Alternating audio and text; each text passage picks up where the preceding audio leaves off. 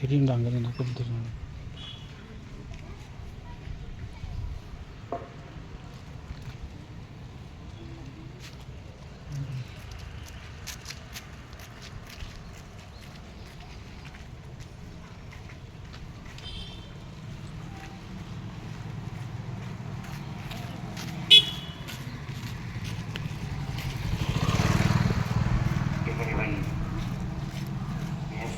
அன்பார்ந்தவர்களே அனைவரும்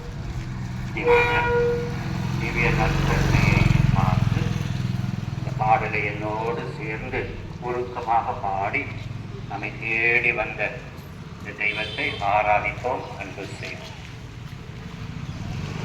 அன்பு கூறுவே இன்னும் அதிகமாய் ஆராதிப்பே இன்னும் ஆர்வமாய் அன்பு கூறுவே இன்னும் அதிகமாய் ஆராதிப்பே இன்னும் ஆர்வமாய் உம்மை முழு உள்ளத்தோடு ஆராதிப்பே முழு பலத்தோடு அன்பு கூறுவே ஆராதனை ஆராதனை அனை ஆராதனை ஆராதனை ஆராதனை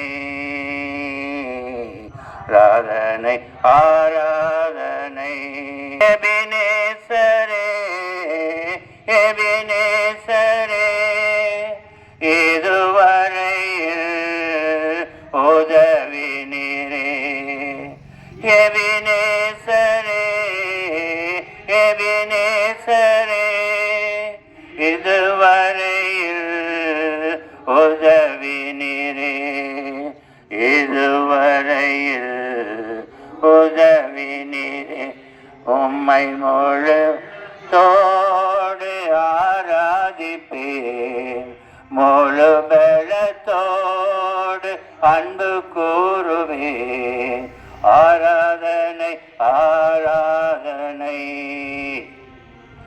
ஆராதனை ஆராதனை ஆராதனை ஆராதனை ஆராதனை ஆராதனை.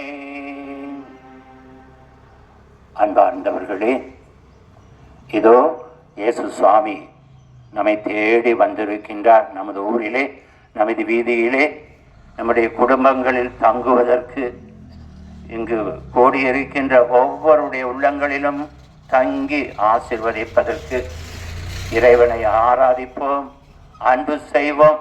முதலிலே இவர் நம்பி விசுவசிப்போம். மத்தேயு 26:26 நமக்கு சொல்லி இருக்கின்றார், இது என் உடல், இது என் உடல். யோவான் எழுதின நற்செய்தி 6ஆம் அதிகாரம் 51வது வசனத்திலே சொல்லி இருக்கின்றார், இது என் தசை, வானில் நின்று இறங்கி வந்த உயிருள்ள உணவு.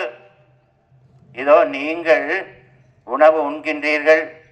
பலவிதமான உணவுகள் உடலுக்கு, பலவிதமான காரியங்களை படிக்கின்றோம் எண்ணத்திற்கு, ஆனால் உள்ளத்திற்கு, நம்முடைய ஆன்மாவிற்கு, நம்முடைய மகிழ்ச்சிக்கு அடிப்படை தேவை இறைவன்.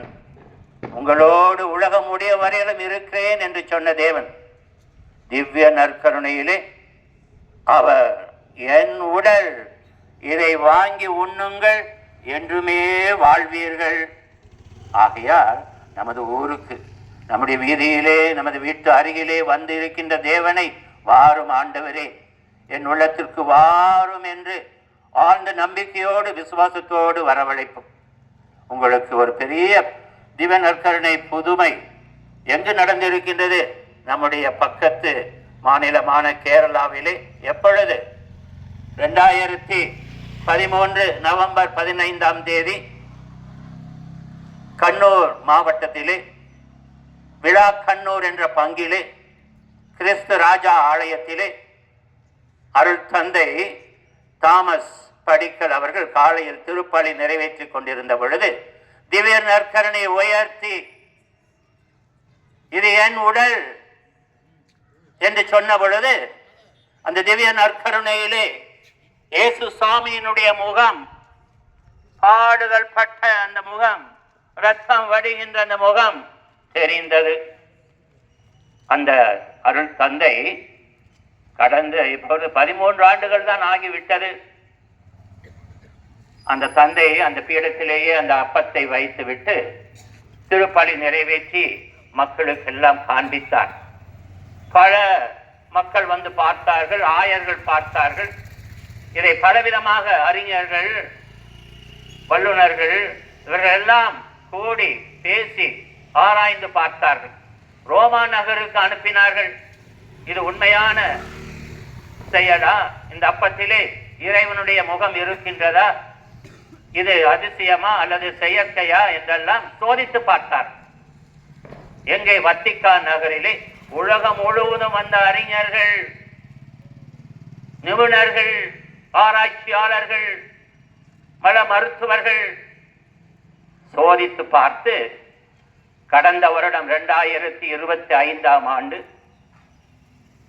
மே 31ஆம் தேதி வத்திக்கான் நகரிலிருந்து நமக்கு டெல்லியிலிருந்து அந்த பாப்பானவர் பிரதிநிதி சொன்னார், திருச்சபை அங்கீகரித்து இருக்கின்றது. இந்த திவ்ய நற்கருணையிலே இயேசு சுவாமியுடைய முகம் பதிந்திருக்கின்றது. இது அசாதாரணமான ஒரு நிகழ்வு, அதிசயம். யாராலும் இதை விவரிக்க முடியவில்லை. இது ஒரு மறை பொருள் என்று சொல்லி இன்று ஆயிரக்கணக்கான மக்கள், ஆயர்களும் குருக்களும் கன்னியர்களும் பொதுமக்களும் சாறை சாறையாக சென்று அந்த தேவாதி தேவனை, ராஜாதி ராஜனை ஆராதித்து வருவதை நாம் பார்க்கின்றோம்.